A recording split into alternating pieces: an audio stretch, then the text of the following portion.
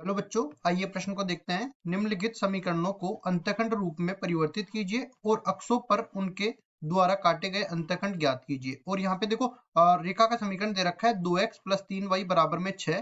प्रश्न को हल करने से पहले इसकी मुख्य अवधारणा के बारे में चर्चा कर लेते हैं। मुख्य अवधारणा, तो देखिए यहाँ पे हम लोग रेखा का अंतःखंड रूप पढ़ लेते हैं।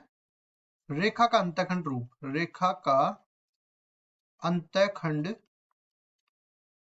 रूप, ऐसा रूप जिसमें y अंतःखंड और x अंतःखंड दोनों आते हो। जैसे मैंने मान लिया कि ये अपने पास कार्तीय तल है, जिसमें अपने धनात्मक y अक्ष ले लिया और धनात्मक x अक्ष ले लिया। रेखा मान लो इस तरह से जा रही है, तो यहाँ पे ये a बिंदु पर x अक्ष पे काट रही है, जिसके निर्देशांक मैंने मान लिए a, 0, और इसी तरफ b बिंदु पर y अक्ष काट रही है, जिसके निर्देशांक मैंने मान लिए 0, 0, b के बराबर।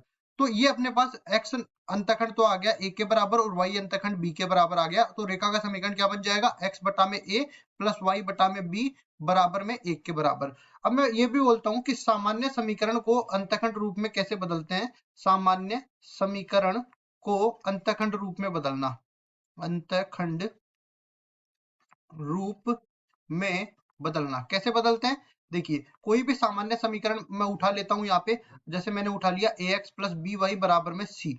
अब इसको अंतःखंड रूप में बदलना है, तो पहले तो क्या करेंगे, दाईं तरफ 1 बनाएंगे तो पूरे दोनों पक्षों में c का भाग देंगे। c का भाग देंगे तो ये बन जाएगा a बटा में c गुणा में x प्लस b बटा में c गुणा में y बराबर में 1 बन जाएगा। अब देखो ये a जो गुणा में है वो c के भाग में चला जाएगा, तो ये अपने पास क्या बन जाएगा, x बटा में c बटा में a प्लस y बटा में c बटा में b और बराबर में 1 हो जाएगा। x अंतःखंड c बटा a के बराबर आ गया और y अंतःखंड c बटा b के बराबर आ गया। इसी तरह हम लोग इस समीकरण को भी परिवर्तित करेंगे। समीकरण दे रखा है 2x + 3y बराबर में 6। तो लिखेंगे पहले तो दोनों पक्षों में 6 का भाग देने पर, दोनों पक्षों में 6 का भाग देने पर, 6 का भाग देने पर 6 का भाग देंगे तो ये क्या बन जाएगा, 2 बटा 6 गुणा में x प्लस 3 बटा 6 गुणा में y बराबर में 1 बन जाएगा। 6 बटा 6 1 होता है ना। अब उसके बाद क्या करेंगे, देखो 2 बटा 6 ये 1 बटा 3 के बराबर बनेगा, तो x बटा 3 बन गया। इसी तरह ये y बटा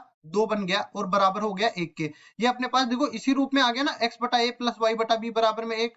इसमें देखो तुलना करने पर अपने पास x अंतःखंड तो किसके बराबर आ गया, x अंतःखंड